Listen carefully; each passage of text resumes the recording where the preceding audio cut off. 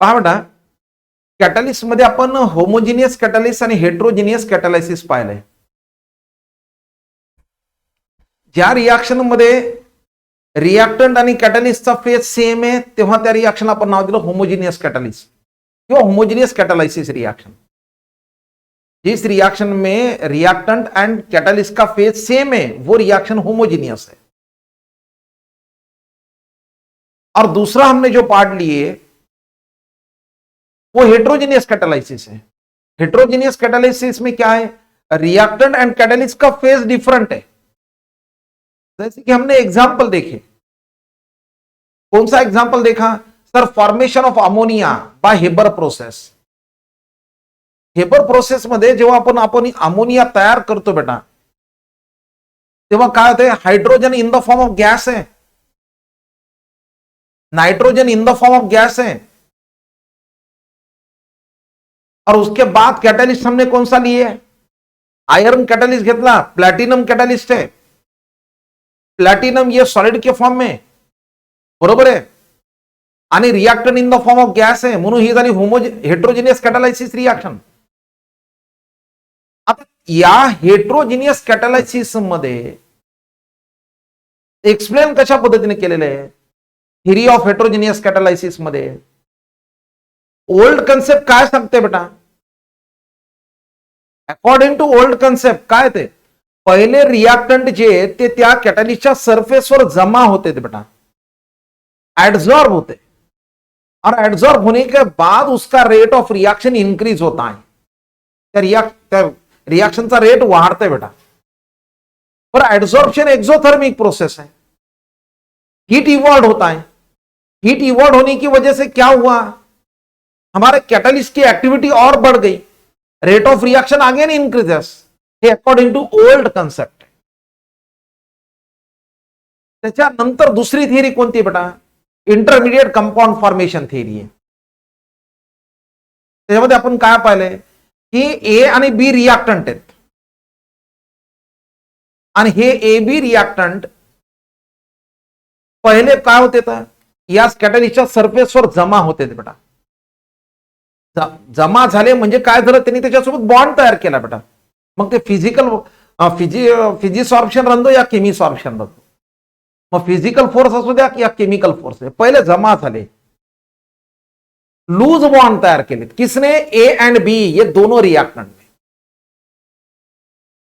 पर नंतर काय होते, नंतर रिएक्शन होती, रिएक्शन झाल्यानंतर काय होते, ए बी बॉन्ड फॉर्म होते, ए आणि बी मध्ये बॉन्ड फॉर्म होते, और बाद में उसका डिसॉर्प्शन हुआ. डिसॉर्प्शन हुआ इसका मतलब क्या हुआ, ए बी प्रोडक्ट मिल गया, उसके साथ कैटलिस्ट मिल गया.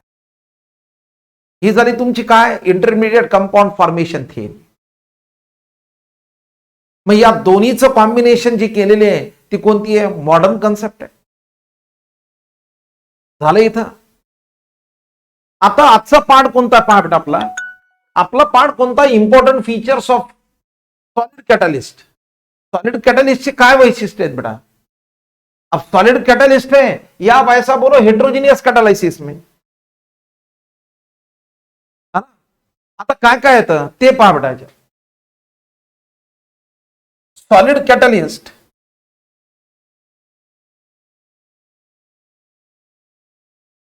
पहा बेटा, solid catalyst catalyse the heterogeneous reactions and these may be metals. म्हणजे काही कॅटलिस्ट काय येतं, कोण आहेत बेटा, मेटल्स आहेत है ना, नहीं तो कौन है, ऑक्साइड्स है, ऑक्साइड्स नहीं तो कौन है, सल्फाइड्स है, या डिफरेंट टाइप्स ऑफ क्लेज है. अब आगे they may be used either in, कोणत्या स्टेट मध्ये आपण वापरतो तर इन प्युअर स्टेट मध्ये आपण यूज करू शकतो, नाही तर in the form of mixture आहे. म्हणजे सॉलिड कैटलिस्ट वैशिष्ट्य काय है, क्या उसका फीचर है, सर आपने जो सॉलिड कैटलिस्ट लिया वो एक तो प्योर फॉर्म में यूज कर सकते हैं या इन द फॉर्म ऑफ उसका क्या ले सकते हैं, मिक्सचर है. और सर वो कैटलिस्ट क्या है, और वो कैटलिस्ट एक तो मेटल हो सकता है, प्लैटिनम पैलाडियम हमने लिए वाला है पाउडर के फॉर्म में, नहीं तो आप ऑक्साइड भी ले सकते हैं, नहीं तो आप सल्फाइड भी ले सकते हैं. अब उन्होंने आगे क्या दिया, इसमें दो इंपॉर्टेंट फीचर्स है एसोसिएटेड विथ सॉलिड कैटलिस्ट, एक एक्टिविटी और दूसरी सेलेक्टिविटी।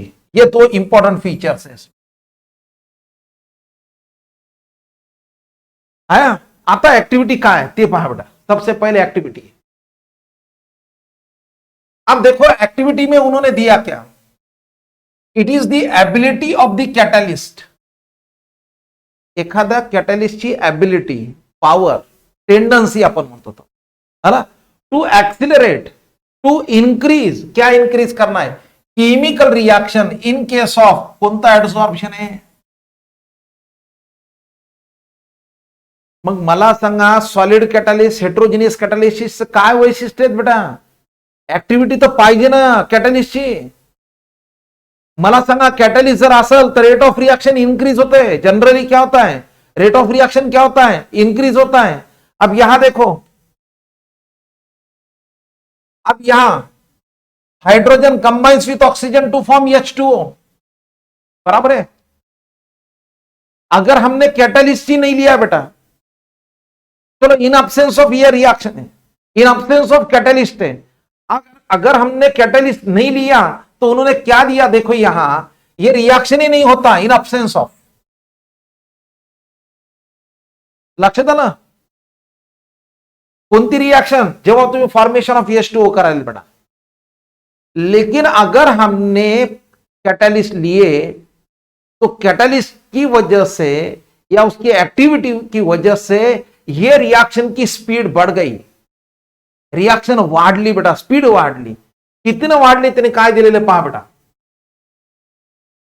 कितीनं स्पीड कितीनं वाढली, 10 to the power 10 times in comparison to uncatalysed reaction.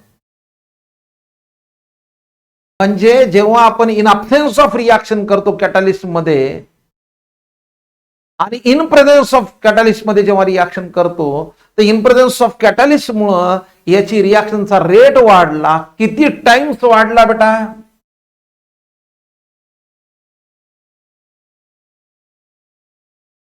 चले आगे। यहां देखो, mixture of hydrogen end oxygen can be stored indefinitely without any chemical reaction taking place। तुम्ही hydrogen आणि ऑक्सिजन नुसता तुम्ही एखाद्या याच्यामध्ये ठेवू शकता बेटा, पण पुढे त्यांनी काय दिलेलं आहे, इन प्रेझेन्स ऑफ प्लॅटिनम, अगर हमने प्लॅटिनम लिए, मी घेतलं रिएक्शन इन प्रेझेन्स ऑफ काय घेतला, प्लॅटिनम, ऍक्टिव्हिटी वाढली, ऍक्टिव्हिटी वाढल्यामुळे काय झाली, स्पीड वाढली, कितीनं स्पीड वाढली बेटा, आणि काय व्हायलंय, स्पीड वाढल्यामुळे इथं काय झालं, एक्सप्लोजन झालंय, आलं इथं। म्हणजे सॉलिड कॅटॅलिस्ट हेट्रोजिनियस कॅटॅलिसिस मध्ये रोल किती इंपॉर्टंट आहे, रोल किती इंपॉर्टंट आहे बेटा, कोणाचा, कॅटॅलिस्टचा रोल आहे, यस। अब आगे बोलता बेटा,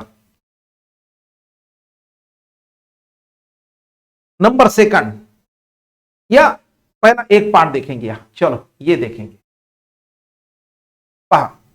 तर रिएक्टंट याच्यामध्ये, reactant must get absorb reasonably strong on the surface of catalyst to become active.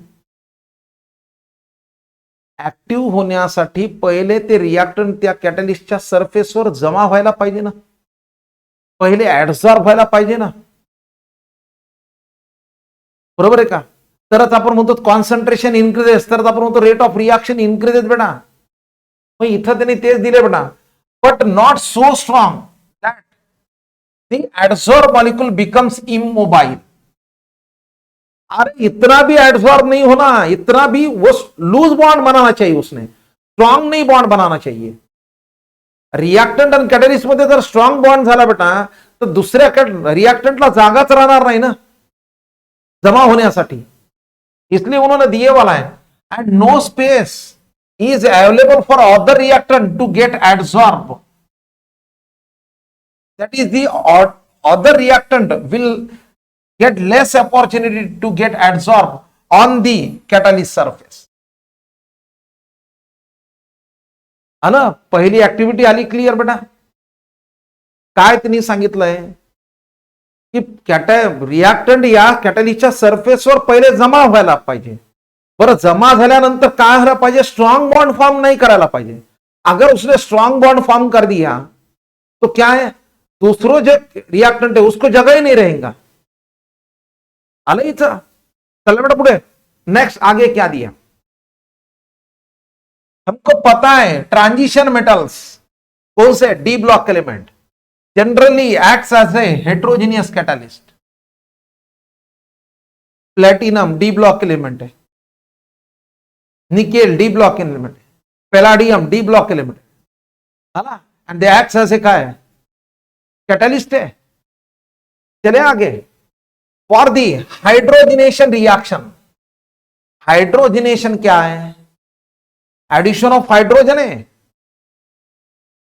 अरे ऑयल का कन्वर्जन मुझे फैट में करना है, हाइड्रोजन ऐड करना पड़ता है. अल्काइन का कन्वर्जन अल्किन में करो, hydrogen gas in presence of nickel है. या अल्किन का कन्वर्जन अल्केन में मुझे करना है, hydrogen gas in presence of nickel platinum palladium हम लेते हैं. बरोबर है. Yes. The catalyst activity increases from group 5 to 11. 5 ते 11 पर्यंत. And the maximum catalyst activity is shown by the metals belonging to the, कोणते मेटल्स आहेत, कोणत्या ग्रुपचे आहेत, कोणते कोणते आले तर 7, 8, 9 आहे. बर, कॅटलिस्ट म्हणून कोणते आले बेटा, इथं ग्रुप 5 to 11 आहे. ये ग्रुप 5 to 11 है, यहां से 5, 6, 7, 8, 9, 10, 11 है, यहां से यहां तक है. आलं इथं. यस, एनी प्रॉब्लम है. आता पहा इथं iron use as a Haber process में हम आयर भी यूज करते, प्लैटिनम भी यूज करते. ठीक है, फॉर्मेशन ऑफ अमोनिया में. मला वाटते कॉन्टॅक्ट प्रोसेस मध्ये, कॉन्टैक्ट प्रोसेस में क्या, formation of H2SO4. H2SO4 formation में हम क्या करते हैं सर, कैटलिस्ट लेते हैं, कैटलिस्ट का कंपाउंड लेते हैं, वेनाडियम पेंटॉक्साइड V2O5 आ गए. ये हाइड्रोजनेशन प्रोसेस है, मुझे ऑयल का कन्वर्जन फैट में करना है, या अनसैचुरेशन का कन्वर्जन सैचुरेशन में करना है, ट्रिपल बॉन्ड का कन्वर्जन डबल बॉन्ड में, डबल बॉन्ड का सिंगल बॉन्ड में करना. तो क्या लेते हैं हम, निकेल, उसके बाद प्लैटिनम, उसके बाद पैलाडियम लेते हैं. चला रे बड़ा पुढे.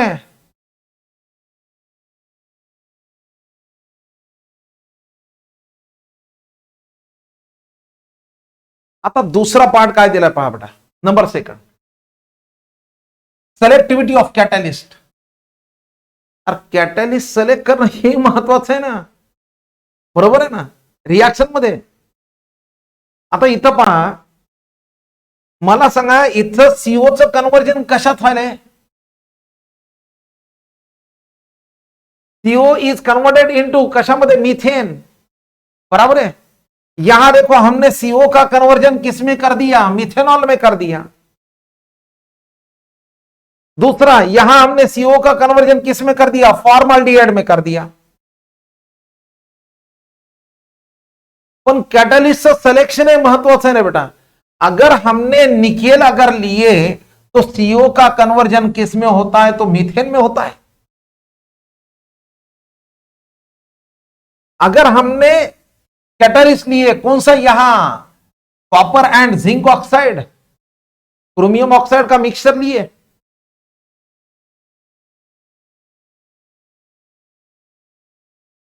है ना, तो सीओ का कन्वर्जन किसमें हुआ, मिथाइल अल्कोहल में हुआ.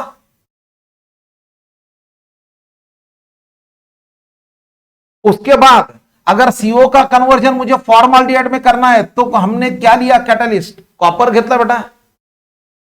म्हणजे हे कशावर डिपेंड आहे तुमची ही हेट्रोजिनियस रिएक्शन, कशावर डिपेंड आहे, तुमच्या कशावर डिपेंड आहे, कॅटलिस्ट वर डिपेंड आहे बेटा, सिलेक्शन वर डिपेंड है त्याच्या. अच्छा चलो, और हमारे सामने एग्जांपल है. पहा, काल आपण पाहिलं, ये मेरे पास अनसैचुरेटेड कंपाउंड है, इथाइन है, हमने ये इथाइन का हाइड्रोजनेशन कर दिए इन प्रेजेंस ऑफ निकेल। अगर हमने लिए तो क्या बनता है, यहां इथीन बन गया, यहां तयार झाला बेटा इथीन। परत या इथीनचा हायड्रोजनेशन केलंय, परत मी याचं रिडक्शन केलं इन प्रेझेन्स ऑफ निकेल, तयार काय झाला, इथेन तयार झाला, झालं बेटा इथं अनसॅच्युरेटेडचं कन्व्हर्जन सॅच्युरेटेड मध्ये झालंय। आता इथं काय दिले पहा, जर ऍसिटिलीनचं जर आपण हायड्रोजनेशन केलं बेटा, एसिटिलीन में हमने हाइड्रोजन ऐड कर दिए, तो हमको कौन सा प्रोडक्ट मिलता है, तो इथेन मिलता है। इन प्रेझेन्स ऑफ काय लेतं तुमचं निकेल आहे, पण मला फक्त काय पाहिजे, तुम्हाला इथीन एवढाच प्रोडक्ट पाहिजे बेटा, इतना ही मुझे चाहिए। एसिटिलीन का कन्वर्जन किस में करना है, तो ओनली इथीन में करना है, तो मुझे इसका स्पीड कम करना पड़ेगा। इथं कुठेतरी कंट्रोल तुमचं हायड्रोजनेशन करावं लागेल। मग कंट्रोल हायड्रोजनेशन करण्यासाठी इथं काय घेतला बेटा मी, कॅटॅलिस्ट घेतला। कोणता कॅटॅलिस्ट, लिंडलर कॅटॅलिस्ट घेतला बेटा। लिंडलर कॅटॅलिस्ट काय, पॅलाडियम आणि BSO4 आहे,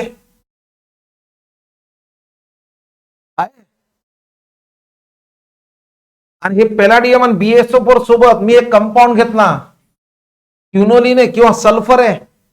हा सल्फर काय करते, या कैटलिस्ट की एक्टिविटी कमी करायला बेटा। जो कैटलिस्ट की एक्टिविटी कम करता है उसका नाम क्या है, पॉइजन है। तो अगर हमने ये लिंडर कैटलिस्ट अगर लिए तो ethyne is converted into ethene है। चले आगे, एनी प्रॉब्लम यहां,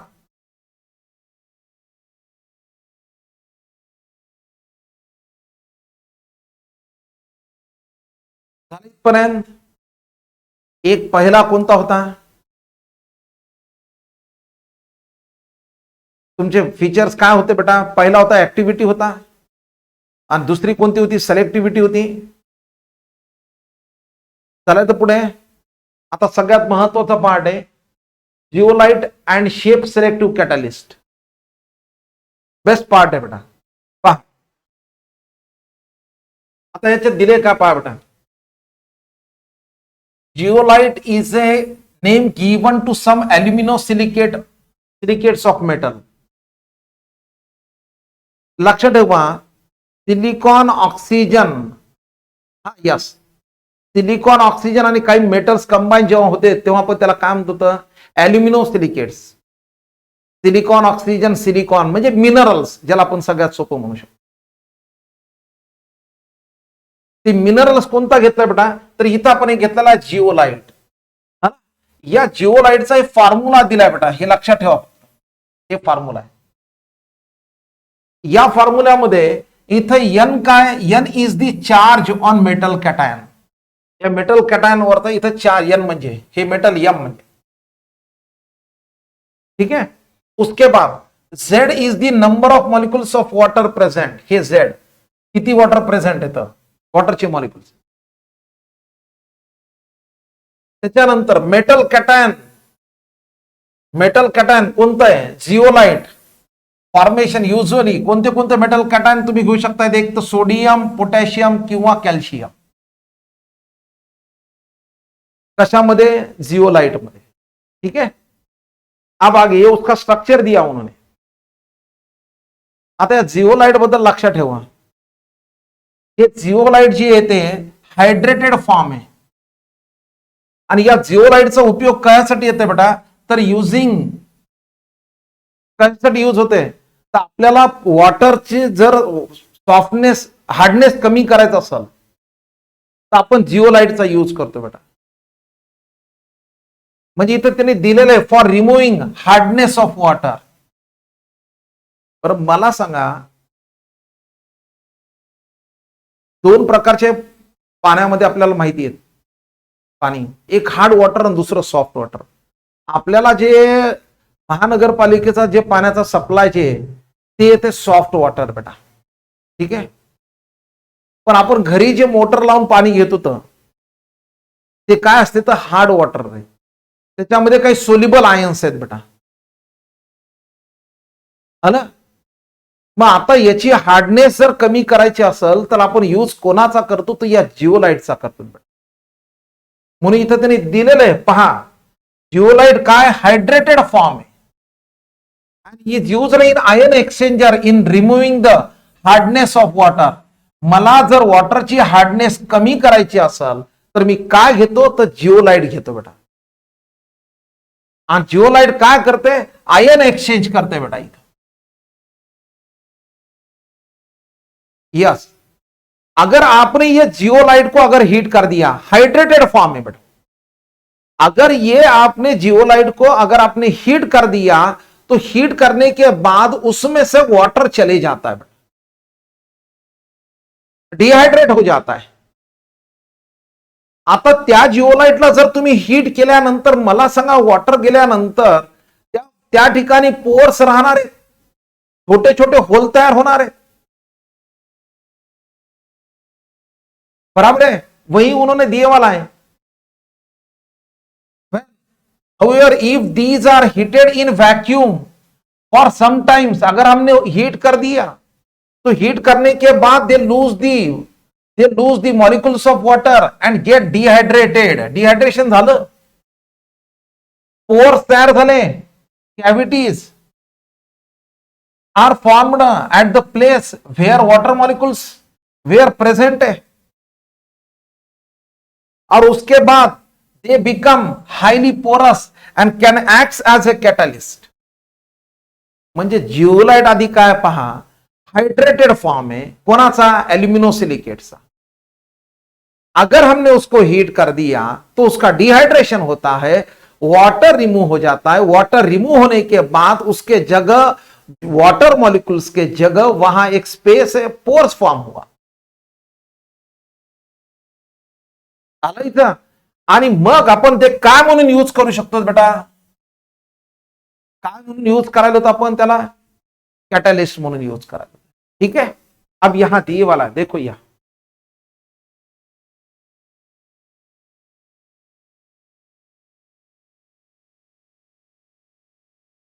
पहा बेटा,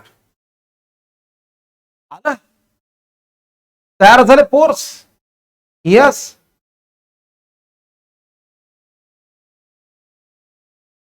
लक्षात आलं बेटा, हे होल तयार झाले इथं. क्लियर है.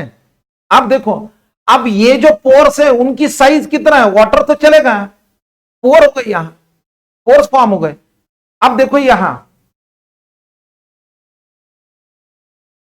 इनकी साइज कितना है बेटा, zeolites have in fact the cage like structure and या उसे बोल सकते हैं हनीकॉम लाइक स्ट्रक्चर है. The size of pores varies from, कितनी उसकी साइज है,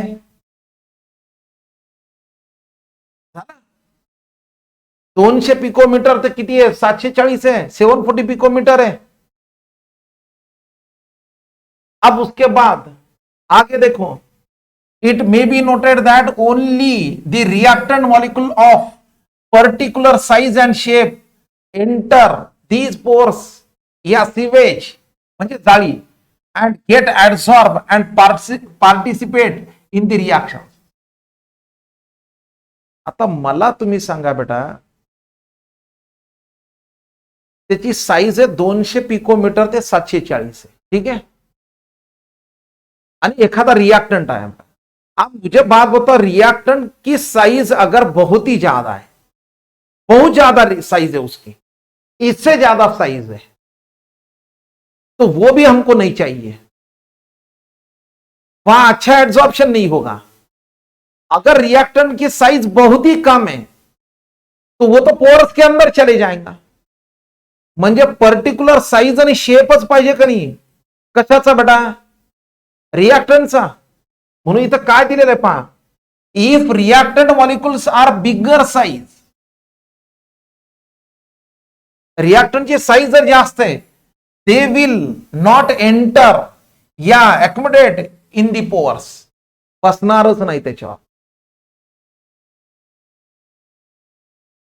या in case these are smaller size, फारच कमी साईज रिएक्टंटची, मग काय होणार बेटा? They will slip through pores of zeolite without getting trapped by them. कुठे जाणार? मध्ये जाणार बेटा, अंदर चले जाएंगे. पहा जिओलाइट काय है? जिओलाइट एल्यूमिनोसिलिकेट है बेटा, हाइड्रेटेड फॉर्म है. जब हम उसको वैक्यूम में हीट करते हैं तो वहां उसका डिहाइड्रेशन होता है. डिहाइड्रेशन होने के बाद क्या होता है? वाटर तो चले गया, वाटर जाने के बाद उसके जगह क्या फॉर्म हुआ? पोर्स फॉर्म हुआ. उसका स्ट्रक्चर हनीकोम लाइक स्ट्रक्चर फॉर्म हुआ. वो पोर की साइज कितना है? 200 से 740 पिकोमीटर है. अब उसके बाद वो वहां रिएक्टेंट आएगा, रिएक्टेंट कलेक्ट होगा, लेकिन रिएक्टेंट कैसा चाहिए? पर्टिकुलर शेप एंड साइज का चाहिए. अगर उसका साइज ज्यादा है, अगर उसका साइज ज्यादा है, यहां दिए वाला है, साइज ज्यादा है, तो दे विल नॉट एंटर या अकोमोडेट इन दी पोर्स. बसणारच नाहीत ना त्या जागेवर. आपल्याला फिट पाहिजे, व्यवस्थित पाहिजेत बेटा. यस, अगर बहुत ही रिएक्टेंट का साइज कम है, अंदर चले जाएगा, तो हमको रिएक्टेंट कैसे चाहिए? पर्टिकुलर शेप एंड क्या चाहिए? उसकी साइज चाहिए. तो in both the cases they will not in a position to take part in the chemical reaction. The zeolites are therefore known as shape selective catalyst. म्हणून आपण जिओलाइटला काम तो शेप सेलेक्टिव कैटालिस्ट है. अब देखो यहां हमारे पास जिओलाइट कौन सा है? सोडियम एल्यूमिनोसिलिकेट है. ये can absorb straight chain hydrocarbons. पहा किसको एब्सॉर्ब करता है? म्हणजे रिएक्टेंट कोण आहे? कोण जमा होणार आहे? अरे बोला ना, कोण जमा होणार आहे? हाइड्रोकार्बन. पण हाइड्रोकार्बन कोणते येतं? ब्रँच्ड चेन या स्ट्रेट चेन आहेत? ये स्ट्रेट चेन हाइड्रोकार्बन्स है ना. ते जर घेतले तर काय होणार? त्यांचे मॉलिक्यूल फिट होणार त्या पोर्स मध्ये, बरोबर आहे.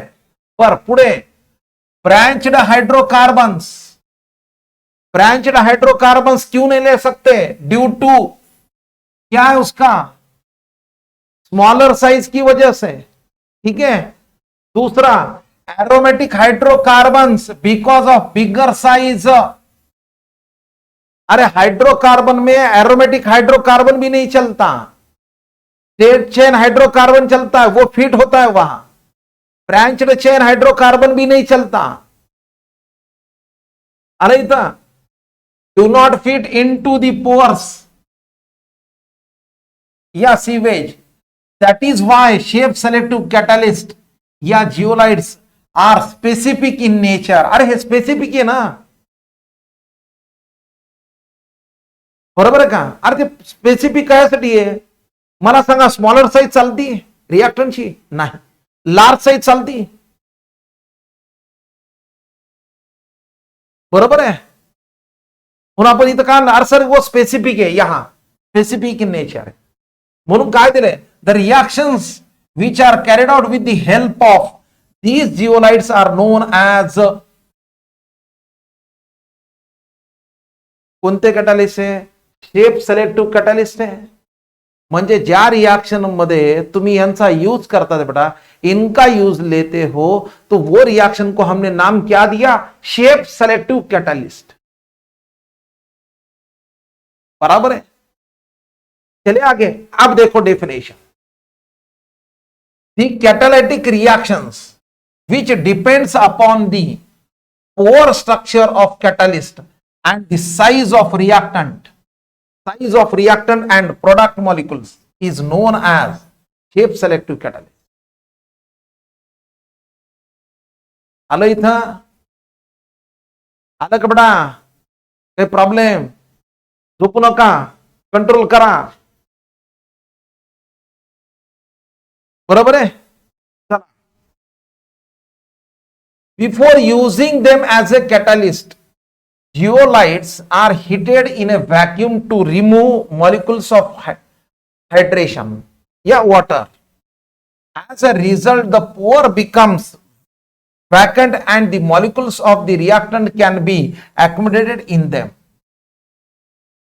अरे जिओलाइट म्हणजे काय? अल्युमिनोसिलिकेट आहे. आणि जेव्हा तुम्हाला हा जिओलाइट कॅटलिस्ट म्हणून यूज करायचा आहे तेव्हा पहले त्याला वैक्यूम मध्ये हीट करा लागल. हीट करने की वजह से क्या होगा? डिहाइड्रेशन होगा, वाटर रिमूव होगा, बराबर है. उसके जगह छोटे छोटे पोर्स फॉर्म हो गए, बराबर है. तब हम उसका यूज कैसे कर सकते? तब हम यूज कर सकते क्या? कैटलिस्ट, बराबर है. और वो रिएक्शन का नाम रहेगा शेप सेलेक्टिव कैटलिस्ट. लेकिन उनकी जो पोर्स की साइज है वो कितना है? 200 से 740 पिकोमीटर चाहिए. और वहां रिएक्टेंट भी कैसा चाहिए? हाइड्रोकार्बन अगर हमने लिए तो स्ट्रेट चेन ही वहां फिट हो जाता है, ब्रांच चेंज नहीं चलता, एरोमेटिक नहीं चलता ब्रांच चेन.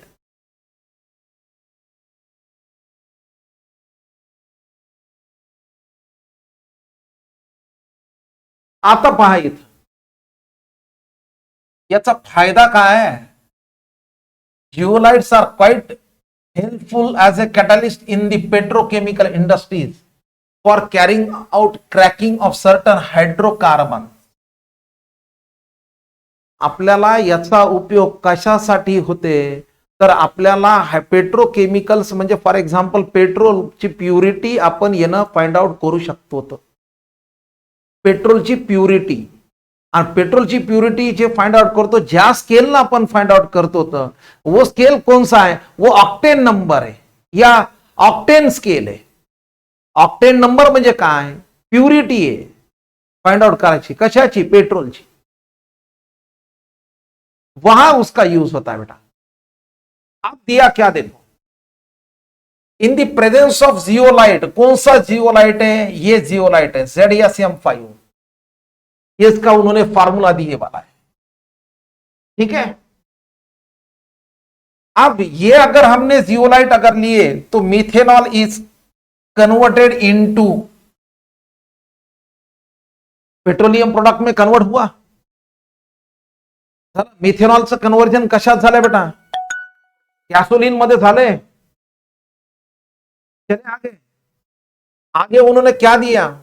ये जो मिथेनॉल या मिथाइल अल्कोहल मॉलिक्यूल्स है ये एब्सॉर्ब होता है end convert into the petroleum product है. मींस क्या फॉर्म हुआ? मिथाइलिन फॉर्म हुआ. मिथाइलिन बोले तो क्या? उसी का नाम क्या है? मिथाइलिन कार्बिन है. होगा रिएक्शन. मिथेनॉलचं कन्वर्जन कशात केलंय आपण? कार्बिन मध्ये केलंय. पेट्रोलियम प्रोडक्ट मध्ये तयार झालं बेटा. पण कशाच त्याने? कॅटलिस्ट घेतला. कौन सा कॅटलिस्ट? हमने जियोलाइट लिया. और कौन सा? ZSM5 है.